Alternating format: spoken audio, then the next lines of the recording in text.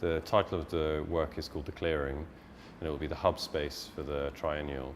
So within the space will be a cafe, information area, going to be a lot of different activities happening in this room, and also downstairs on the ground floor. We sort of like the idea that we're creating this forest, it's like a clearing in a forest, and people will enjoy being able to come in here and find a space that they want to kind of perch, stand, sit.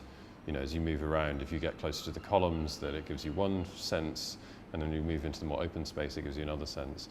When we carried out this project, we sort of used it also as a kind of vehicle to explore different Gothic geometries, and actually Gothic architecture developed over several hundred years, and one of the kind of mid to late Gothic, there's a style called lien, and it basically means kind of link or connection.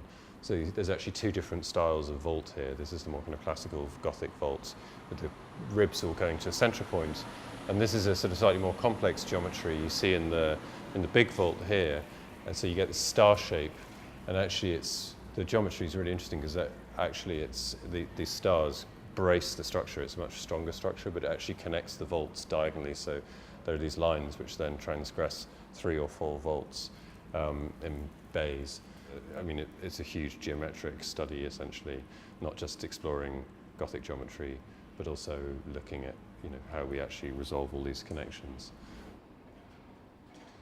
We also like the fact that Gothic architecture, it's a kind of particularly Anglo-French phenomenon, and Folkestone, in its geographical location, used to be one of the connection points. So I think at some point we sort of got excited thinking about masons in times past getting off boats and going to build amazing structures in England and travelling back and forth, and this idea of architectural styles in this medieval period kind of crossing borders and not really respecting borders.